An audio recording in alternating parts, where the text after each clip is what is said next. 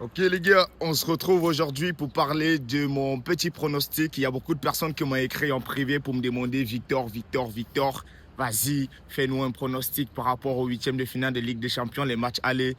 Tu fais de bonnes analyses, tu regardes le foot, tu connais le foot, donne-nous de bonnes analyses. Les gars, écoutez-moi, la vidéo va être très rapide, hein. On va faire une vidéo assez rapide.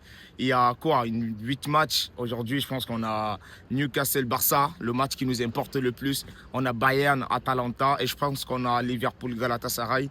Je vais partir d'abord très vite sur ces trois-là. Je vais commencer bien évidemment, les gars, par le premier match qui est le Barça-Newcastle. Je pense que c'est le pronostic qui vous intéresse le plus.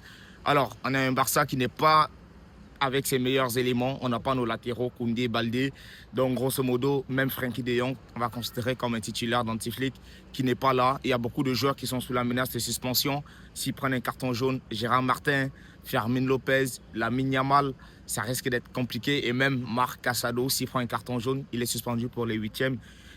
Pour les huitièmes de retour hein, au Camp Nou, même Lamine Yamal, franchement. Donc ce match-là, honnêtement, les gars, s'il faut être réaliste, je vois bien un 2-2, Barça-Newcastle. Je vois bien un 2-2. Très difficile d'avoir une victoire large du Barça, mais au Camp Nou, on pourra faire l'affaire. Mais pour Barça-Newcastle, je dirais que je vois un 2-2. 2-2. Liverpool-Galatasaray. Ah, un Liverpool qui n'est pas dans la meilleure forme. Je pense qu'ils sont aux portes du top 5 de Premier League. Ça risque de ne pas être évident, même pour eux. Les gars, je vais vous dire très rapidement, Galatasaray à domicile, c'est une équipe qui est monstrueuse. Ils ont un élément, un numéro 9 qui est phénoménal. Et c'est le numéro 9 que moi, je vais au Barça. Donc, moi, je vais vous dire la vérité, hein. Ah, franchement, Liverpool, qui n'est pas dans la meilleure forme, mais il récupère. Je pense que Florian Wirtz sera de retour. Il n'a pas joué les 3 derniers matchs, si j'ai bien lu. Galatasaray ne perd pas. Donc ça, c'est mon pronostic. Soit un match nul, soit Galatasaray gagne. Je sais pas moi, un 2-1 ou un truc comme ça, mais Liverpool ne gagne pas ce match. On se retrouvera après pour voir est-ce que j'ai de bonnes analyses. Mais à domicile, Galatasaray, c'est très fort. Le public turc, ils mettent beaucoup d'intensité. Donc ça va jouer. Bayern-Atalanta, même si ça va se jouer en Italie, le Bayern, pour moi, c'est top 3 des meilleures équipes du monde offensivement. Ils sont puissants. Musiala qui est de retour en forme. Ken, apparemment, il était blessé, mais je crois qu'il est de retour. Donc, Harry Kane, il sera de retour. Olysée, phénoménal. Luis Diaz, très chaud. Derrière, tu as des Kimmich. Mais défensivement, le Bayern, c'est une équipe aussi qui ne rassure pas totalement, on va dire ça comme ça. Donc, je préfère dire que je vais prendre victoire du Bayern.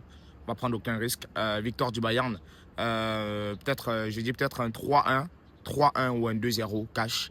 Victoire du Bayern, on va pas se cacher. Donc, pour ceux qui demandaient. Les gars, ça, c'est pour les matchs d'aujourd'hui, parce que je fais la vidéo aujourd'hui. Les matchs vont se jouer là dans quelques heures. Le premier match, d'ailleurs, Galatasaray-Liverpool. Pour les matchs de demain, je vais commencer très vite. Chelsea, PSG.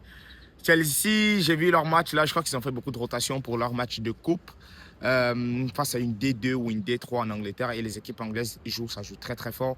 Ils n'ont aucun complexe. Mais je pense que Chelsea avait beaucoup de rotation, surtout en défense. C'est une équipe qui prend beaucoup de buts. Ils ne sont pas sereins.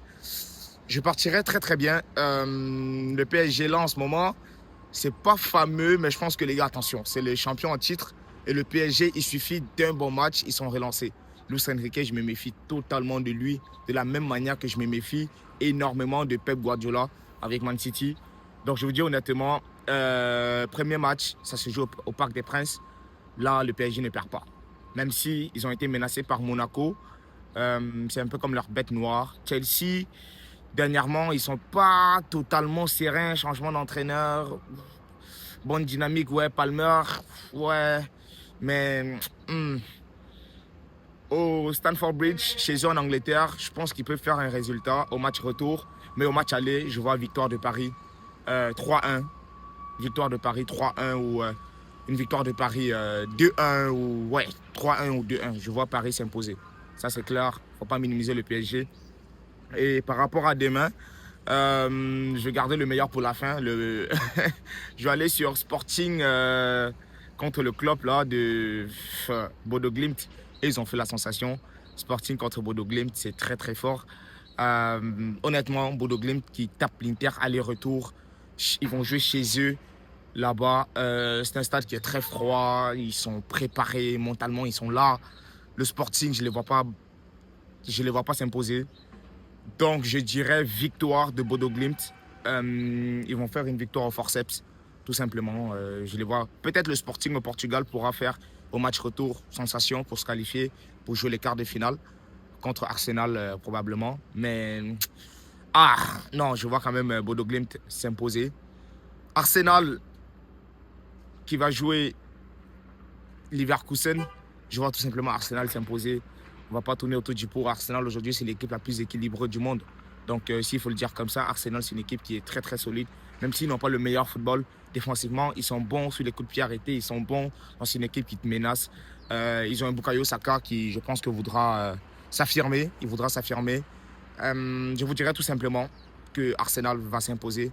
Bayer Leverkusen, ce n'est pas les Leverkusen de Xabi Alonso. Je vous mentirais si je vous disais que je suis beaucoup leurs matchs, mais je pense qu'en Bundesliga, face à Dortmund, face au Bayern, face à Leipzig, c'était pas fameux quand j'ai vu leurs matchs.